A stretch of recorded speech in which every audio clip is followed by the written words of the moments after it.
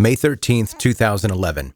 A 6-year-old boy checks out of a Wisconsin water park resort with his mother. 4 hours later, she's spotted alone at a grocery store. By morning, she's dead. The note she left behind has kept the FBI searching for over a decade, and the evidence on her car might prove she was lying the whole time.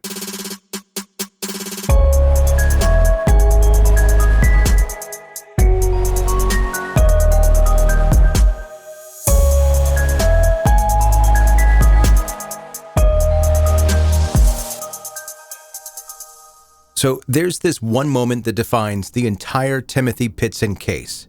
It happens on a Friday afternoon, May 13th, 2011. A mother and her 6-year-old son check out at the Kalahari Resort in Wisconsin Dells. Security cameras catch them leaving together. The boy is carrying a Spider-Man backpack. 4 hours later, that same mother walks into a grocery store in Winnebago, Illinois, alone.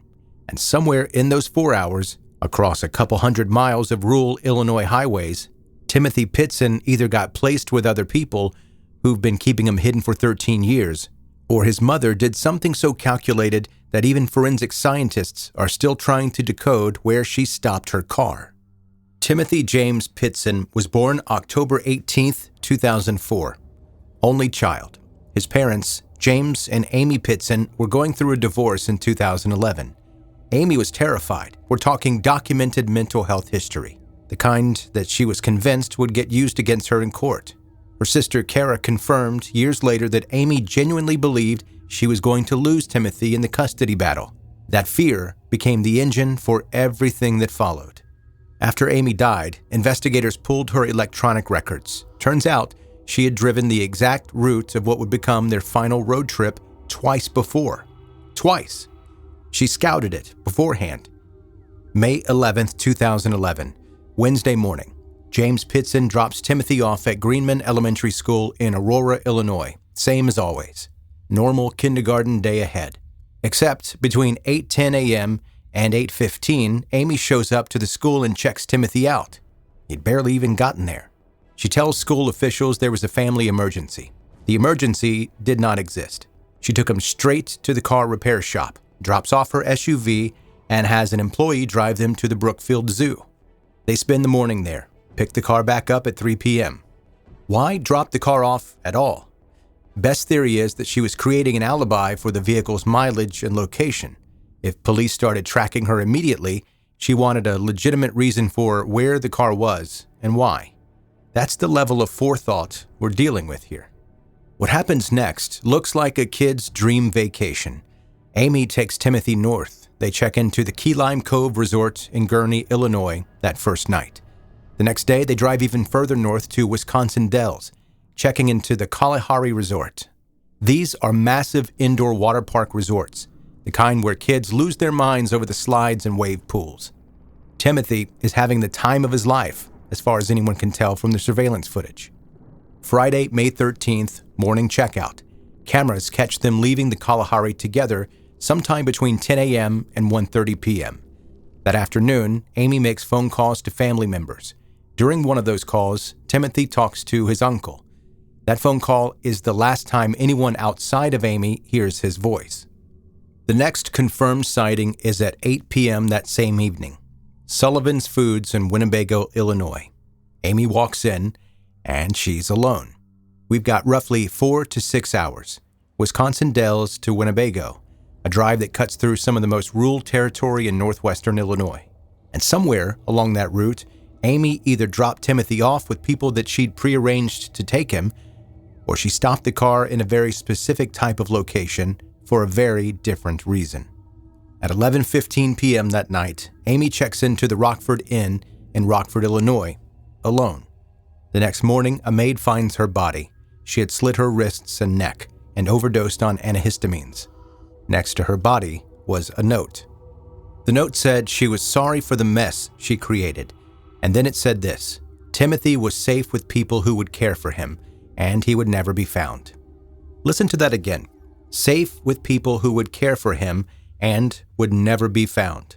Those two statements together create this impossible contradiction that has defined the entire investigation.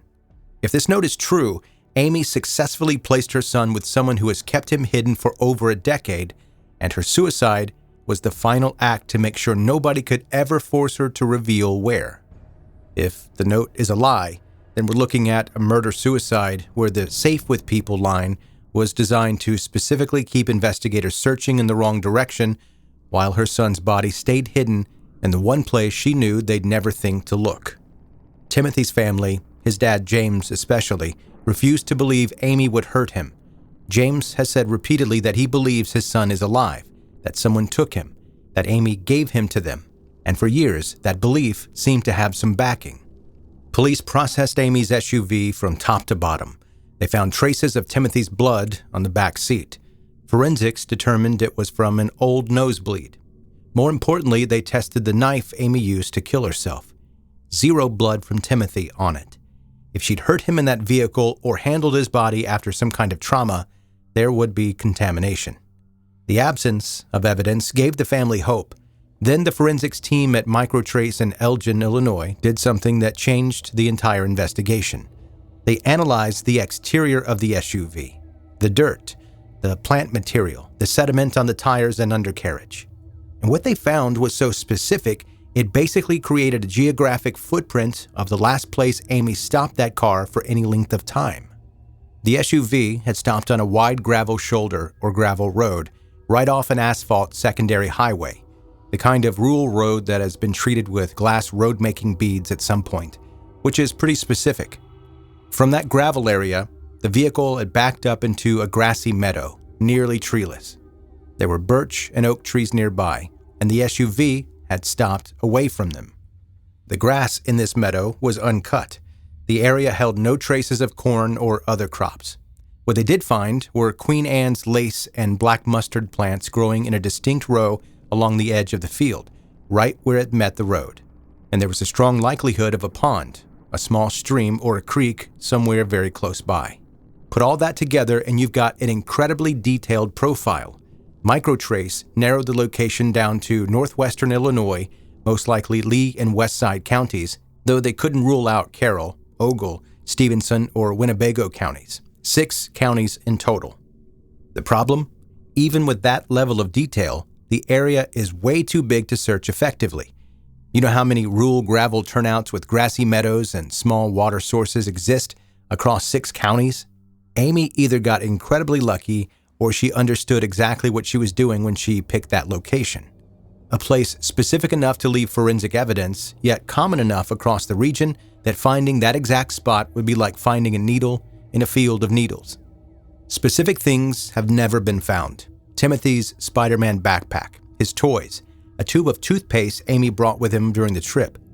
If those items turned up in someone's possession or in that meadow area the forensics pointed to, the case is solved, one way or the other. Amy's cell phone was found in 2013 beside Route 78.